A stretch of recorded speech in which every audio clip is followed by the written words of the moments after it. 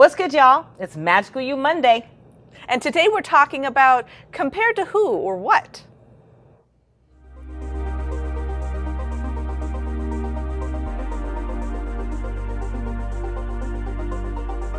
Welcome to the Renegade Relationship Realists with Reverend Marquita Pierre McAllister and Rachel Dillon.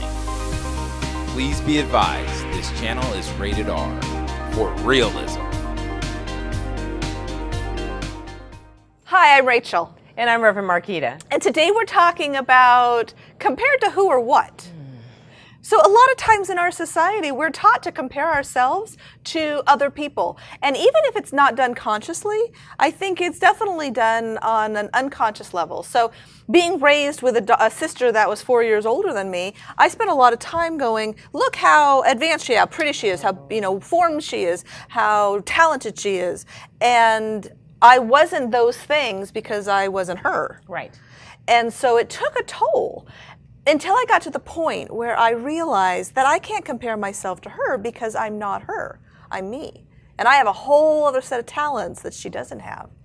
But I think it's like an epidemic in our society. Well, and that's compared to who, but we also have the part that's doing the compared to what. The other thing is we go to work, we get X amount done, but we seem to be in comparison to some coworker, how much they get done. So I get having a quota, and maybe there's an amount of work you have to get done. I get that. But what I also find is the jealousy that crops up when someone seems to be working, doing much more than you. And here we go with the comparison again. Right. Now they're going to show me up. Now I have to work harder. I don't want, and now we dislike that person. It's craziness. It's always, if you look at our society, we're really into compared to someone and competition. Competition. And absolutely. so it all comes down to competition. It does. And what we find is that competition has a tendency to raise an individual, but push everyone else down. And I think that a more effective way of living is, this isn't political even though it sounds like it. Okay. So typically we have the hierarchy of our society, and then we have a feminist society. And the feminist society is a flat society, meaning that when one person succeeds, we all succeed because we're all working together as a team and as a collaborative. Yes. Whereas the hierarchy of society, which, and I don't mean this is sexist, but is typically more of a male-generated or masculine-generated culture, is if someone has to be the top dog. Someone has to, therefore there's always that competition to climb up that ladder. Whereas in a feminist society, we have a tendency to be more flat. And so it's not about me being better than you, it's about me helping you so that we can all grow. Right. When you're really doing team, when you're really working within team means that. It means all of us working together so we all rise, we all grow, we all accomplish something together. And so hear this, many of us work in places where it is clearly hierarchical, okay? Okay, that's fine. That doesn't mean that your internal thinking, your internal mode of operation has to be that way. Right. So we're not saying don't go out and compete, but we are saying internally what's really going on for you. Are you really internally competing? Because you can bet now you're playing the compared to who and what game.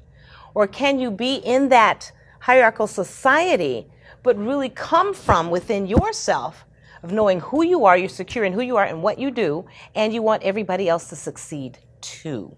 So that brought up something to my mind. Okay. Competition, we just kind of laid it out that competition's bad, but that's not true. No, it can be good. It can be very good because it's also something that motivates people to do better, especially in a friendly competition, which is can be very productive. And fun, actually. And fun. And I believe that competing against myself and becoming better and saying this was where I was at, I want to be here now, that can be actually very productive as well. Very productive. And so maybe we could let go of the word competing. Okay. And if you're going to compare to who you were yesterday. And that's a good thing. That's a good thing. We want to be our best selves each and every day. So we want you to wake up. So here's the challenge, right? Okay. We want you to wake up today. And actually, I have prayer partners, and this is actually what we do. Right. We wake up, and in the prayer actually is, I want to be more conscious today than I was yesterday. So your challenge is, can you wake up tomorrow and say, I'm going to be an even better person than I was yesterday? Forget the coworker, forget the sister, brother, sibling, friend who you want to be better than and look better than. Forget all that. Let's do you and be a better you.